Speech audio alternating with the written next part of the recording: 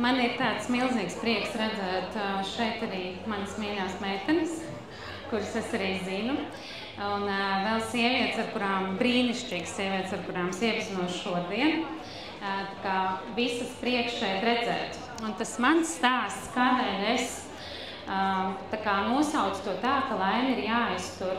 Tādēļ, ka tieši tāpat kā lielākai daļai īstenībā sieviešu un vispār cilvēku, mēs sākotnēji pielāgojamies pasaulē, jo mēs uzzinām, kā mums ir jāuzvedās, kā mums ir jādara, kā mums ir jāizdzīvo, kā ir pareizi, kā ir nepareizi, ko mums darīt, ko mums nedarīt. Nu, lūk, un arī es savā dzīvē sākumā sāku dzīvot pēc tādiem standartiem. Nu, un tad pasaule ir uzbūvēta tā, ka mēs pielāgojoties aizmirstam, kas mēs esam.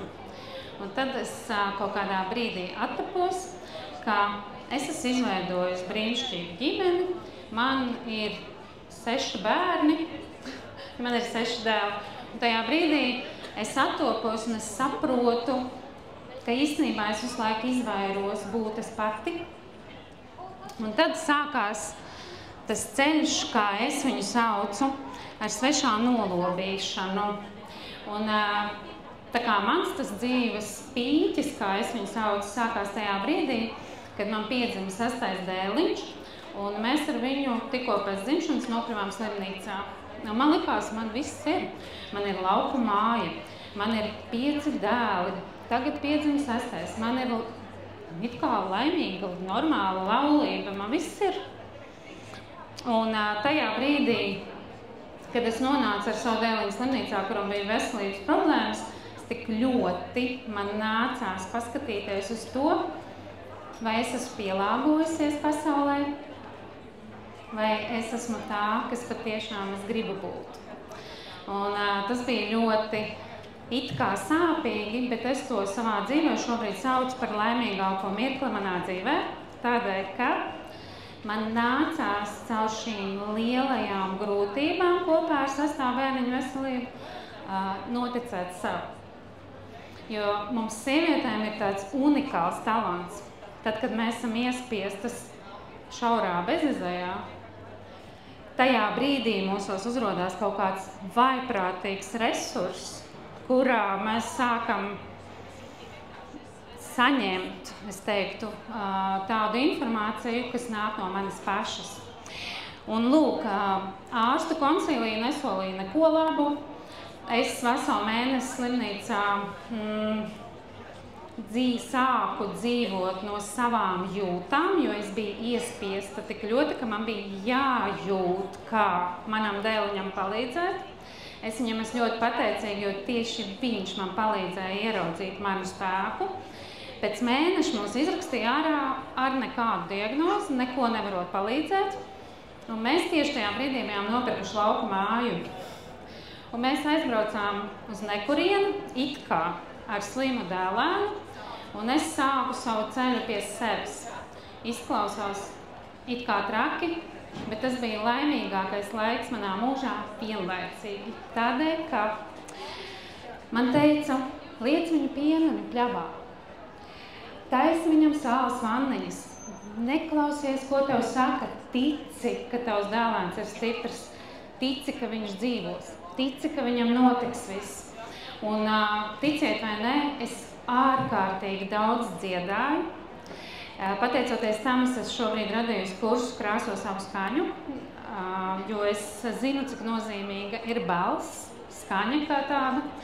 Un tajā brīdī sēžot ar to dēlēnu pieneņu pļavā, dziedot un jūtot sauli, dabu, zemi, savu spēku kopā ar visu to, manī atnāca vienlaicīgi nespēkā tik nereāla sajūta, ka es varu visu. Es tikko dzirdēju arī, mēs varam visu. Un kaut kas man iekšēji čukstēja, tavam dēlēnam viss būs lieliski. Un es neatlaidīgi dziedāju līdz rudenim. Jo tas notika maijā, kad zied pienens, es noraudu tādu laimes sajūtu. Es biju tādā tajā pašā laikā tādā savienojumā ar sevi, kādā varbūt iespējams nebija nekad vēl dzīvē bijusi. Un tad, kad es šajā laimes sajūtā noķēru to savu spēku, es tā nodziedāju ar savu dēlēnu kopā līdz rudenī. Rudenī viņam uztaisīja analīzi un teica, es nesaprotu, bet jūsu dēliņam ir pilnīgi normāls analīzes. Ko jūs darījāt? Vai es tajā brīdī varēju pateikt, ka es dziedāju vienkārši? Vai liku viņu sāls vanniņās, vai pieneņu ziedputekšņus viņam bārstīju apkārt? Vai kāds noticētu, ka tas nostrādā?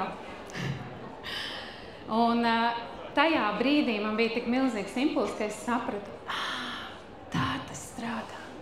Tā tas strādā. Tātad es varu atļauties sev būt par sevi. Un tajā brīdī es sapratu, ka es meloju gan ar māju, ka es meloju gan ar ģimeni, ka es meloju gan ar to, kur es esmu. Es atstāju visu. Es visu atstāju māju, atstāju vīru, atstāju vietu, atstāju, saglabājot tikai vienu patiesību, kas man tajā brīdī bija. Es mīlēju gleznot. Un es sāku neatlaidīgi gleznot, gleznu pēc gleznas.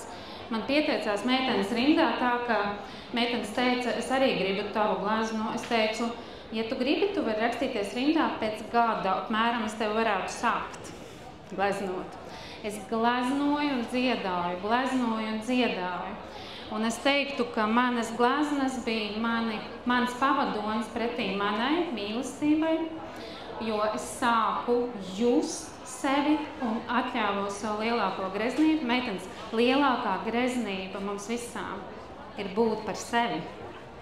Būt par sevi. Mēs ļoti gudri runājam par to, esi tu pati, dari tur, ļoti skaisti zinām visu to, bet realitātē tas ir kaut kas unikāls katrai, tāds, kas piemīt tikai man.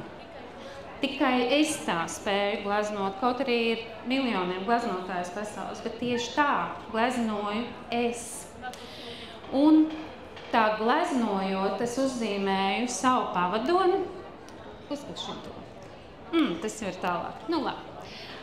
Tur bija tā glezna lielā. Šeit, jā, es vēl nebiju satikusi savu laimīgo mīlestību, kad es uzgleznoju sev pavadoni ar to sajūtu, kad vai nu viņš, vai nu neviens. Jo tādēļ, ka man bija tā sajūta visu dzīvi, ka, ir tas savs cilvēks mums katrai domāts, ir. Un es, gleznojot šo gleznu, pēc vairākiem mēnešiem satiku savu mīļo vīru, kurš šobrīd paēda slaidus. Un vēl labāk, ka tajā brīdī, kad mēs satikāmies, man ir 6 dēli, un manam vīram ir 5 bērni. Tajā brīdī mēs satiekamies ar to lielo laimes sajūtu. Mēs satikāmies! Cik tev bērni? Man 6, cik tev? Man 5. Oh my God! Mums ir 11 bērni! Un es vienalga atļāvos sev to greznību, jo es esmu šobrīd laimīga sieviete, ne tādēļ, ka viss ir pūdercukurā, ne tādēļ, ka es esmu tagad ļoti apgaismojusies, ne tādēļ, ka es esmu tagad tur viszinošā, bet tādēļ, ka es atļaujos katru dienu lielāko greznību, būt par sevi. Un tas ir tik svarīgi, jo nevienam, kā tikai man, tas nav vajadzīgs. Man tas ir vajadzīgs, ka es esmu es pati. Un kāpēc man ir tāds nosaukums, laime ir jāiztur? Jo tas ceļš uz laimi, kamēr mēs jūtam tikai laimes zipšņus, tikmēr tas arī ir zipsnis. Bet laime ir jāiztur ceļā, ir jāiztur šis ceļš, kurš ved uz laimi. Lielākā daļa negrib izturēt šo ceļu, nevar izturēt, vai dažādi citādi pagriežās ar muguru šim ceļam, jo šis ceļš ir jāiztur, tas ir viens. Otrs,